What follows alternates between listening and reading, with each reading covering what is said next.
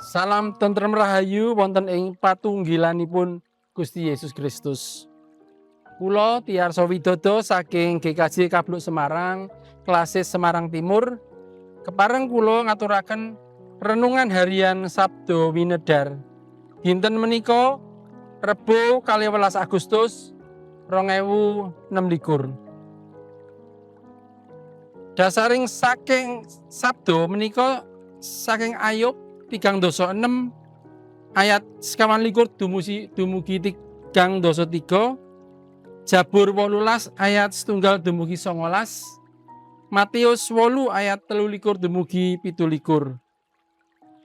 Sabdo Winedar menika kanthi irah-irahan sareh ing satengahing prahara. Dumadaan ana prahara ing segara kono, praune nganti ketungkeban ing ombak.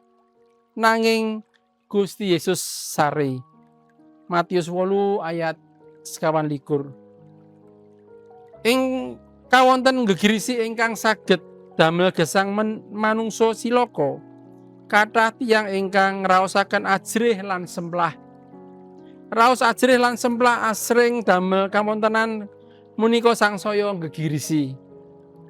Saking waosan Injil Matius 8 ayat 23 dumugi 17 menika kita nampi piulang menawi ngraosaken kawontenan ingkang gegirisi kados prahara, kedah kita sareh ing manah ingkang sareh munika nyagetaken manungsa nglampahi tumindak ingkang wicaksana. Sareh ing manah menika dipun mulangaken dening Gusti Yesus nalika nitih prau sesarengan kalian para sakabatipun. Rikala semanten Gusti Yesus nembe sare ing prau dumadaan wonten prahara. Para sekabat ingkang ugi wonten ing prau menika sami ajrih awit prahara menika dadosaken prau katungkepan ing ombak. Awit para sekabat boten saged ngendhalani prau ing ngraosaken lan ajrih, para sekabat nyuwun supados Gusti Yesus wungu lan paring pitulungan. Beda kalian para sekabat ingkang ajrih, Gusti Yesus namung paring pangandika, "Ya kene kowe padha wedi, he wong kang cupet pangandel." Sasampunipun Gusti Yesus ngandika mangkaten lajeng jumeneng lan ndukani angin sarta seganten, lajeng sirep. Ayat 26. Saking riku kita saged nyinau bilih kanthi sikep ingkang sareh, boten ajrih lan boten kuatos ananging saestu pitados dumateng panguwasipun Gusti. Kita badhe nampi pitulungan. Sedaya kawontenan ingkang gegirisi menika saged dipun kendhaleni lan saged kalampahan kanthi prayogi.